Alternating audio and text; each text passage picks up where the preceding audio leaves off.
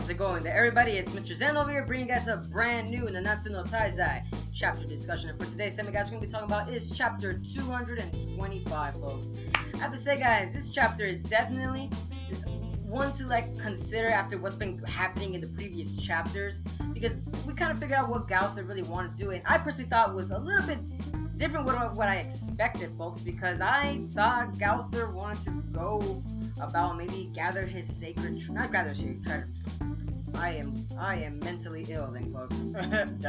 I meant to say that is the fact that I thought Gauther might have done something a little bit different in terms of what he wanted to do as a side quest, but it seems that we figured out what Gauther wanted to do in this chapter, and that is go to the city of Orden and actually save Peliet, the little fake 7 deadly sins that were previously mentioned many arcs ago. And it's funny because we didn't think that they would actually be showcased again. Firstly, I thought they might have been dead. Honestly, just seeing them again is just very interesting to see them, because now we see the character Peliet actually change over the actual span of what has happened ever since when he you could say Gauther was Armando, or actually impersonated as Armando. And it seems that Peliet wants to be a holy knight, and it seems that thanks to actual the 7 deadly sins themselves, that Peliet was actually defending the town itself. He was not following one bit of what the adults were doing, and the adults, of course, were actually offering sacrifices to the actual demon clan members themselves in order for them to actually be alive. And they even kind of showed lots of little burial sites with the holy crosses around there, with stakes in them outside there. And I thought damn, that's how great that the demon clan is actually developing around the country itself, that that they laid down their mark, that the humans cannot do nothing but just live in anguish. And it's also funny too, folks, is the fact that Peliet has always been the voice of reason for the adults themselves. Even back when Peliet was mentioned, if I remember correctly, or any of the children in general, if I remember correctly, in the Taizai universe, the children are always speaking their minds and what the adults want to do. And it's crazy because when Peliet was still, he doesn't have no superpowers whatsoever, no magical abilities, and he's still fighting the demon clan members themselves. Not the demon clan members, but those little henchmen, you can kind of say. But still, it's still a feat that the adults should have done. But instead, they just lived in cowardness and just lived by a gruesome hell in itself. But of course, the 7 deadly sins come in, and something that we get to see was the fact that we see King show a little bit of his powers, but it seems that King's actual power seems that is still able. There's room to grow. That's what's crazy. There's room to grow, as he was talking to Harlequin, and it seems that King said in his own way that he still has much room to improve, but because he's fighting such little weaklings, that it doesn't necessarily look like as if he's actually training. More or less to say that I'm wondering what else that the spirit spear can actually do. That's what I'm wondering, if it's going to be evolving more and more, which is actually crazy because King himself as a character doesn't grow, but it's actually his spear. Very interesting. But I'm hoping that we get to see more King's wings grow, and if not, if that's just going to be a comical relief, just like I said before, that his wings will be tiny all the time. But it'd be interesting to see if his wings do continue to grow, in a sense that they'll be as huge as Gloxinia's, because that's the way I kind of see it. The bigger the wings, the more prominent a fairy looks, in a sense, you can kind of say.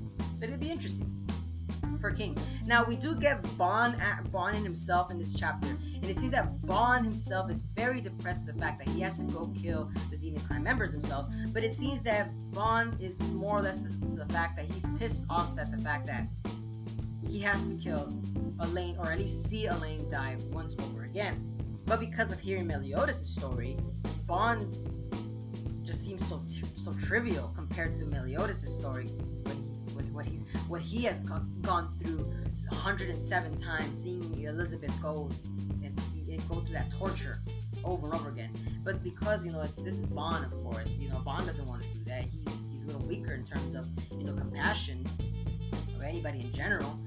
Bon just doesn't want to do that. So of course, even Elaine was actually, they showed a little clip of her saying, oh Bon, you fool. Her stay here, Elaine's stay in the human world is only temporary. So technically, Bon has to come to an end, which kind of makes me think: is Bon gonna become a villain or a potential threat in the later chapters? Because Bon can't actually come to the senses and say, "I can't kill Gloxinia." I'm sorry, not Gloxinia, Metaluskia.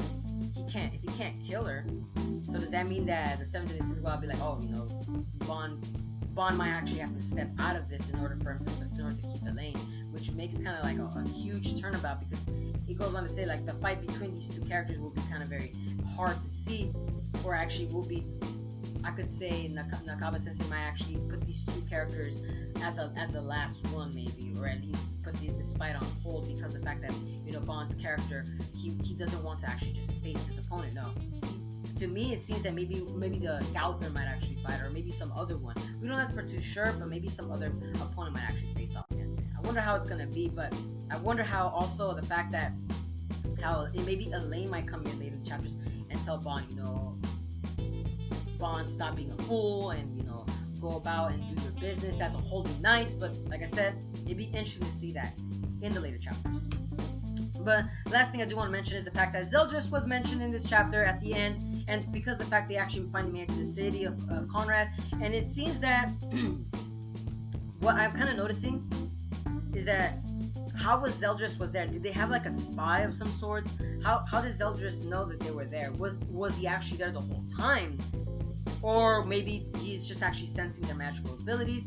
Not too sure. Or maybe because they actually fought over back in Orden, and they actually killed those demons, that they actually gave Zeldris a little kind of like a little, you know, tip, that's saying, oh, you know, the 7 deadly sins are heading there. They're near this place, so they already know. So it goes on to say, like, seeing Zeldris there, or maybe it might be a clone. I personally think it might be a clone of some sorts, or maybe just not necessarily, or a projection, because the fact that, you know, Zeldris, I know definitely he has to be in camo. He cannot be nowhere near this. So I'm wondering as to if Zeldris really is there. That'd be a pretty quick way to end Zeldris' actual climactic battle. I mean, they got Escanor there, so be pretty interesting to see that. Or maybe Escanor might be a little bit weakened in terms of what's going on with Merlin and, you know, and Arthur.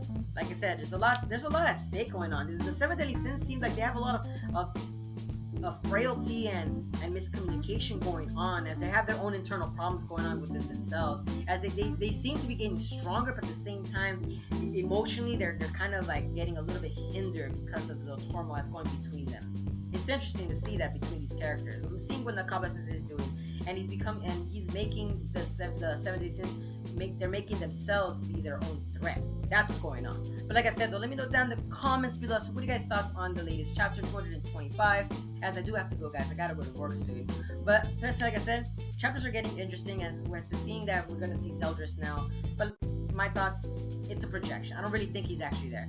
But like I said, though, guys, let me know down in the comments. So what are you guys' thoughts? And as always, guys, if you guys enjoy my content, don't forget to give a like, comment, share, and subscribe for more Nanatsu no Taizai chapter discussions. And as always, guys, we'll see you guys again in the next video. But peace out, folks.